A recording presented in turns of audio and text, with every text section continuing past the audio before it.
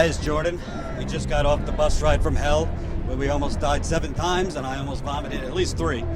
We're now at Qualcomm Stadium in San Diego, Sunday night, 6:15. Bernie's going on at 7. We're gonna go talk to some people.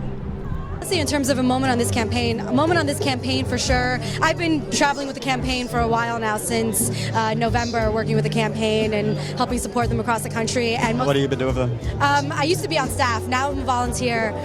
So I used to be actually the California Outreach Director. And most definitely after we won New Hampshire, there was this crystallization moment where you just felt all across the room. I was in New York giving an event there, and you could just feel, it was palpable in the air how people knew this was actually possible. This was a moment in our generation. It wasn't like this with Obama. I was in college for Obama, and you never felt this type of excitement and people in their gut feeling like this is a moment to actually change history. Not just make a statement, but truly fundamentally change the way that we interact with our government. Not just, from communities of color to women, to interracial couples, to, LGBT rights, to just the 99%. Everybody in this country really is on the same page, because it's all of us against the 1%. And this is the first time that something can actually happen in a real way. When I heard Bernie Sanders for the first time, he was talking about healthcare, about the different classes, just the 99%, pretty much stuff like that. That kind of resonated home. You feel like his movement has kind of, for lack of a better word, like awoken a sleeping beast. A lot of people frustrated and upset, but didn't really have someone speaking to what they were upset about. Exactly. He's the voice for everybody that's angry about pretty much how this economy is being run right now, how, with Trump being the Republican nominee, with him and Hillary pretty much being our only other choices. Bernie Sanders just kind of sounds like, he's like Obi-Wan Kenobi. He's our only hope right now. And it's just unfair how the media is treating him. Are you ready to make history in California? I'm talking about my brother who exemplifies integrity, unbelievable courage. And people know if the election were held at this moment and only those who are under 45 can vote, my dear brother Bernie would win a landslide. Just read some numbers that we have 70% of young Latinos under 30. And we're winning young whites and young blacks and young Asian Americans.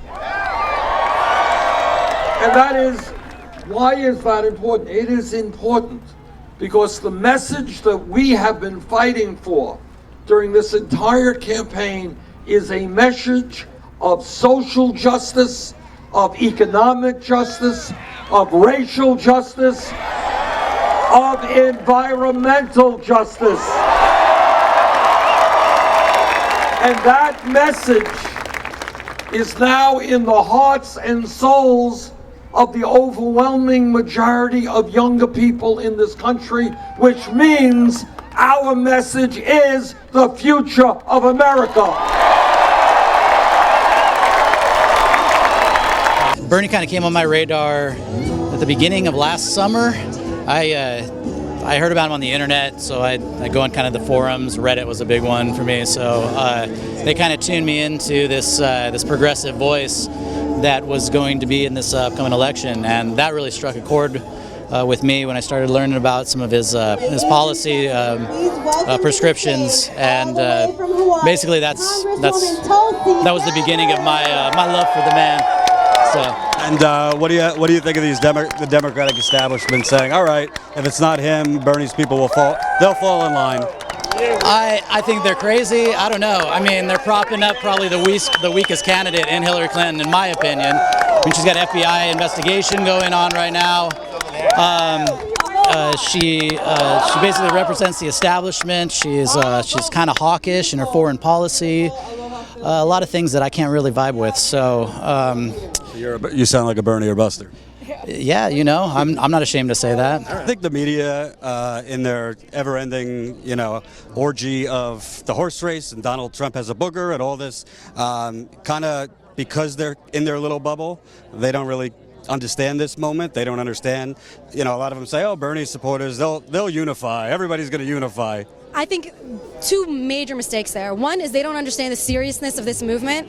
I think it's been so long. It's been this since the 60s, since people have really risen up like this, that they've forgotten the power that people coming together like this en masse can have. I think it is the most offensive argument I hear going across this country when people say that I should vote for Hillary because I'm a woman, or that history would be made because she's a woman. You want to know who the true feminist candidate? It's Bernie Sanders. I've never met a human politician or just a man that is so strong on women's issues. I gave a speech as to why Bernie is the most feminist candidate with Susan Sarandon. That's how strongly people believe in him. If you ask me to lay down my reproductive rights on the line, who do I think would really fight for me and not bargain it away with the Republicans to get something else out of it? Bernie. Hillary, I truly expect that she would give it away in exchange for something else. He's a true feminist. He embodies the feminine and the masculine if you really want to go down that philosophical route.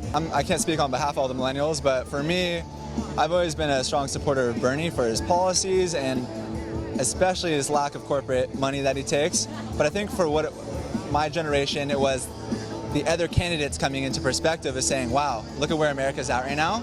And these are our choices. It makes Bernie look a lot better. So it's great. It's sad that we have come to this position in America, that we have three candidates that are, or these last two guys, Hillary and Trump, that are absolutely just absurd. Well, my view is we have got to take on Wall Street, not take their money.